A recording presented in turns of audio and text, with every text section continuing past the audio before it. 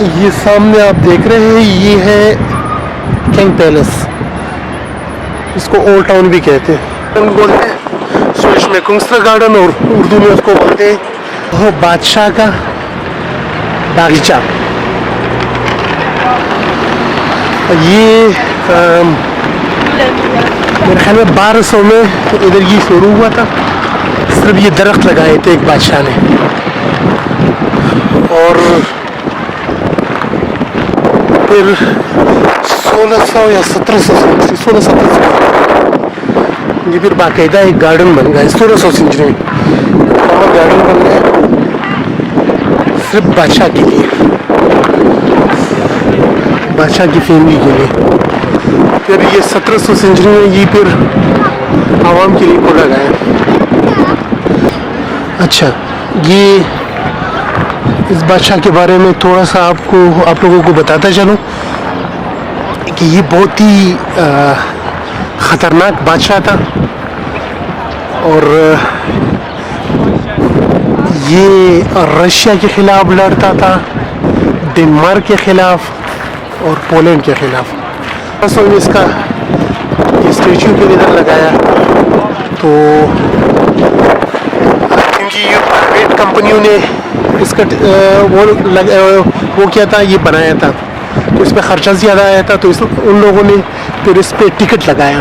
تو غریب لوگ ٹکٹ نہیں خرید سکتے تھے اس ٹائم, تو انہوں نے ادھر بہت بڑا ڈیمونسٹریشن کیا.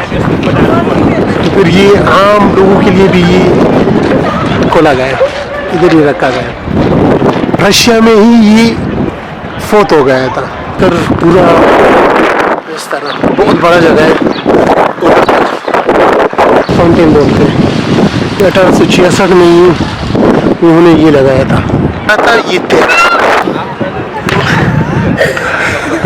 صحیح آئی 13 بادشاہ نمبر 13. اور یہ کیا کہتے ہیں لائن اس کا نیشنل اینیمل ہے, پتہ نہیں کیا بولتے ہیں. اچھا, یہ 1 2 اور 3 یہ 3 کراؤن اس سے لگائے ہوئے ہیں. 3 کراؤن کا مطلب یہ تھا پہلے کہ یہ ڈنمارک اس کے قبضے میں تھا. یہ اسکونا بچہ کا نا, یہ اسکونا اور یہ سویڈن, تو یہ 3 جگہوں کا بادشاہ تھا. اسکونا پہلے ڈنمارک کا حصہ تھا, پھر سویڈن نے یہ خریدا تھا. نہیں یہ ناروے, سوری ڈنمارک نہیں تھا. یہ ڈنمارک اور یہ آپس میں بہت لڑتے تھے.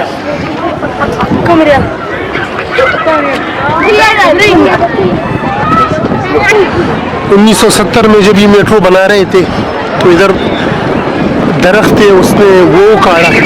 تو لوگ اس پہ بہت غصہ ہوئے کہ یہ درخت کیوں اکاڑے اور یہ میٹرو کیوں بنا رہے ہو. اور پھر 1998 میں جاپان سے یہ خریدے گئے تھے یا اس کو تحفے میں دیے تھے. یہ 63 ٹریز ہے, چیری ہے. یہ بیچ میں یہ فاؤنٹین, یہ ابھی کھولا نہیں ہے, اس میں